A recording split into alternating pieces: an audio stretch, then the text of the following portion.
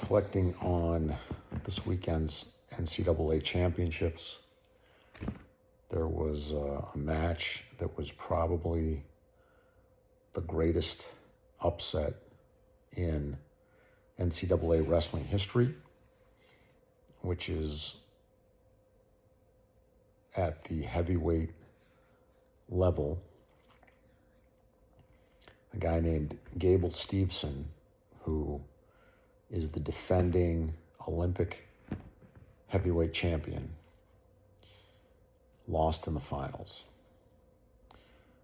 He lost with like 15 seconds left. The guy who beat him was behind and took him down.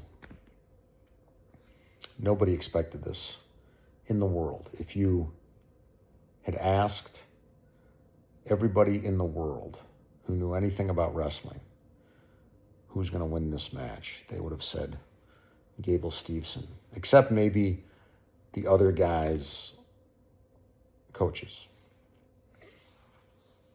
And maybe they would have only said that because they have to. I don't think anybody believed that Gable Steveson could lose. He was that untouchable and that much better than the competition, but he lost. And when he lost, I let out like a shout of joy because I was actually glad. Because the way that Steveson was wrestling seemed lackadaisical. I think that he let his arrogance get to him. He's an amazing wrestler, an amazing athlete. It'll be interesting to see how he comes back from this and what he does. But I am sure that Gable Steveson did not for a second think that it was remotely possible for him to lose that match. So,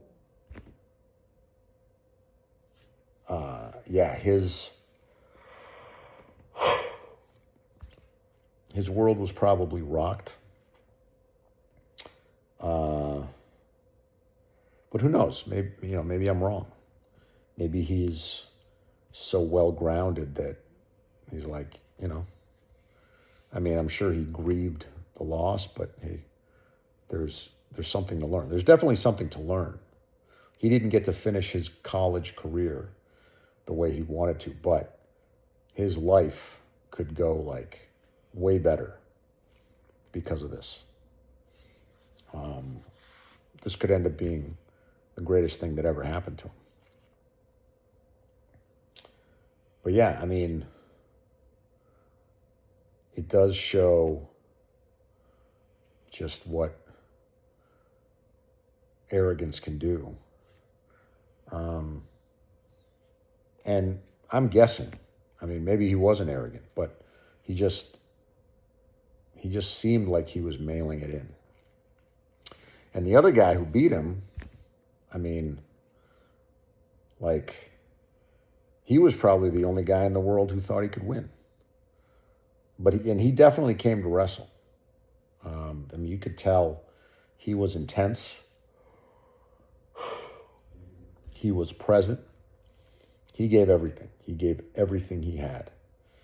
It reminds me of Dan Gable, who's one of the all-time greats in wrestling.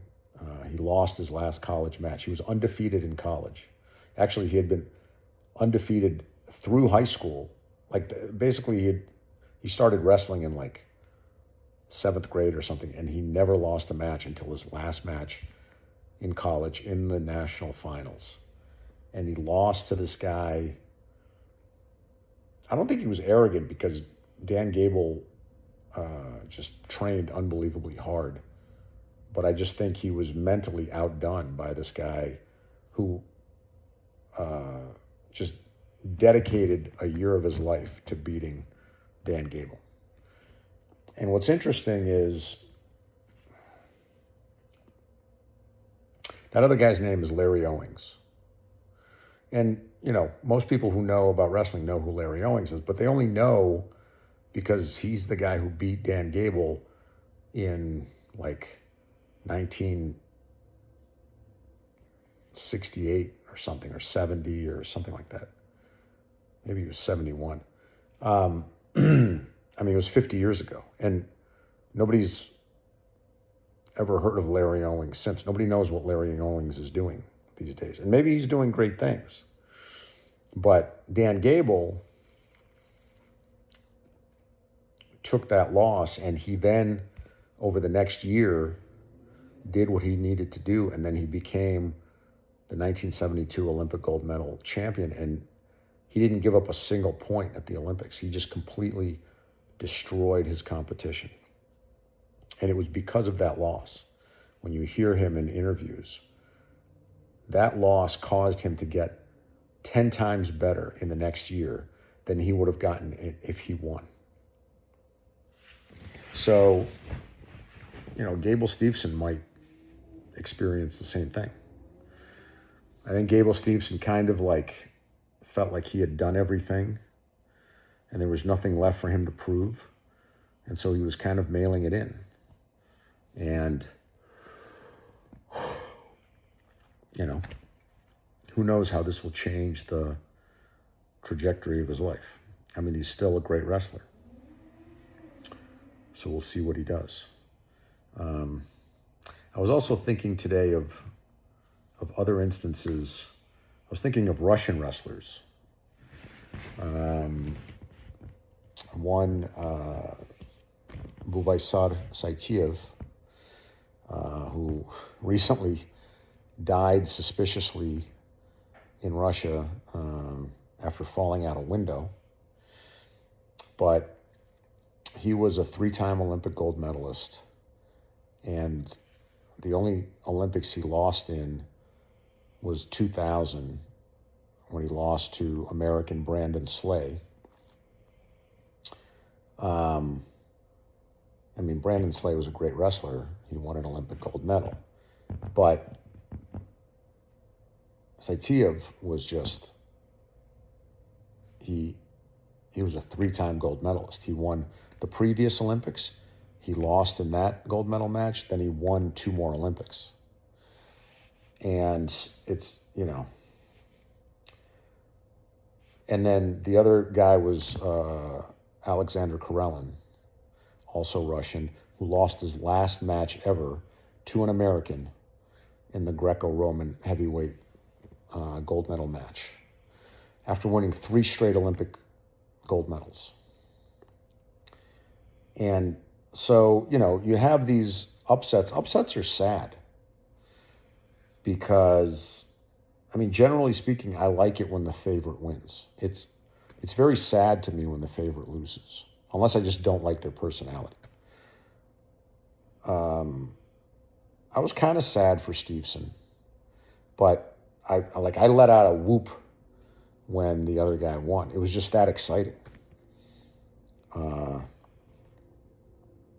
But I think in the moment we start thinking, this person's as good as the other person. No.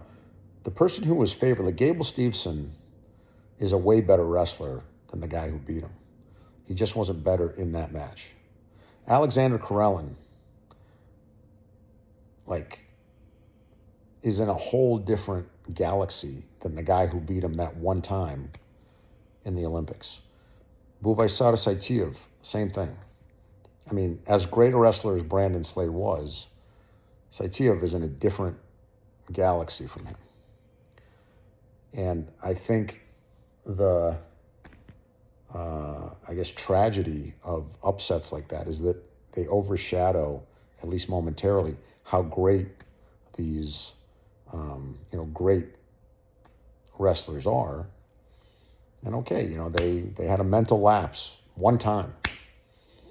It was in a big match, so people are going to remember it. So it's interesting how things like that work, You can spend a whole career building something up and it can get, torn down in 1 second. That's the the physics of loss are really merciless. But we have to remember that the reason these upsets are a big deal is because those people who were upset put in the time and the work to become great in the first place. So I hope for Gable Steveson that this catapults him into a whole new level of learning and greatness that he never would have achieved otherwise.